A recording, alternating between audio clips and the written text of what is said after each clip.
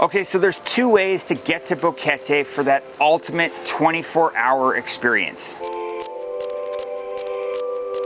First, you come from Panama City on an all-night bus to Boquete. Second, you fly to David, and it's about a 30-minute taxi ride straight up. With all that travel, you're definitely going to need a coffee. Well, you came to the right place. Welcome to Coffee and Chocolate Town. In Boquete, they are known for it. So I did a lot of searching because I like to wake up early, have a coffee, and get started. I usually look for the little kind of hole in the wall, something like a hidden gem that really makes this guide stand out. So I found Buckle Tip. It was a little hard to find, a tiny little spot, and really, really good coffee. Another is Alita Estate. Alita Estate is actually part of the Lamethus family, which is a prominent coffee family in Panama.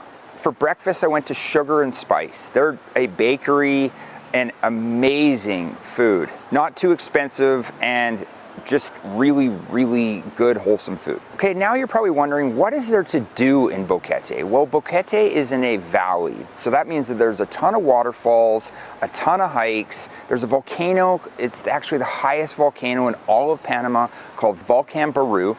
It is a roughly 5-hour hike up, 4 hours down.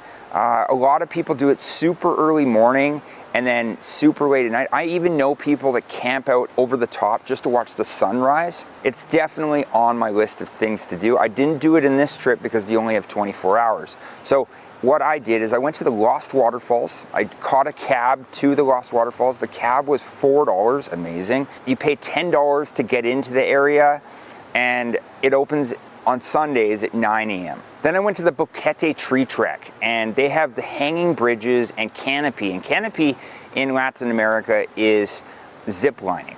This was $30 to get in, still very reasonable and a great time. Now lunch, I happened to be here over the weekend, so I checked out Butcher and Retro Gusto. They're only open for brunch on Saturdays and on Sundays. They're the same owner, they're right next to each other, and you can actually connect within the restaurant. They've got great dinner options as well, as Retro Gusto is more of like an Italian, and the Butcher is obviously, you know, meats and things like that. And now it's time to check into the hotel. So there's so many different options. Usually I stay at the Salinas, which I'm at a Salina right now. This is definitely one of the nicer Salinas. Beautiful river running through.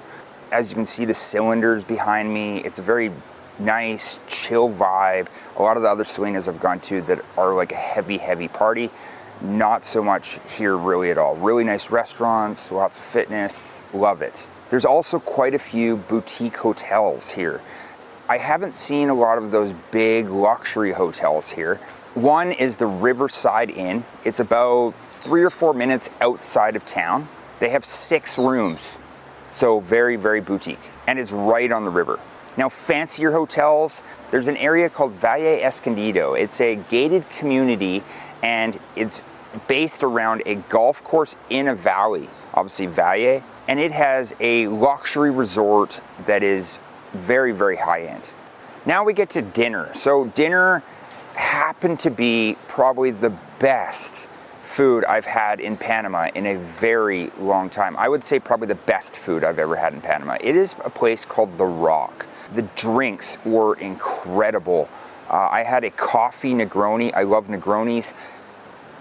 It was superb. I asked the local hostess, who happened to be the manager of a new facility that is opening up, spoke fluent English, even had an English menu. I sure didn't feel like I was in Panama anymore. I started off by doing lighter options. So I did a soup, I did a salad, and then I finished it off with a chocolate bomb that was to die for. Then every single person that enjoys dinner with them gets to finish off by roasting marshmallows over their fire. I've also been told that they have an amazing brunch. Now, if you're looking for something afterwards, evening and late night, a lot of people here go to the Boquete Brewing Company. It's open air. They've got a band playing, I believe, almost every night. And the beer prices are very, very reasonable. $4 to $5.50, $6. And it seems like everybody after that place closes moves across the street to a place called Taboo. It's like a late night drinking spot. Okay, so there's some other notables for restaurants in Boquete. So here's the thing. Someone told me that there's over 100 restaurants in Boquete and there's 23,000 people. Incredible. He's not lying because there's literally a restaurant on every corner. So some other notables for lunch, you could check out Dobo. It's actually in Salina. Awesome pizza, reasonable prices, perfect. Another place that you could check out for dinner, just up the street is Tre Scalini. It is an Italian joint. I went there last night. Also, if you're looking for something fine dining for dinner, Panamonte was very, very highly recommended. If there's any other questions that you have about Boquete, let me know in the comment section below. Please subscribe and watch my next guide.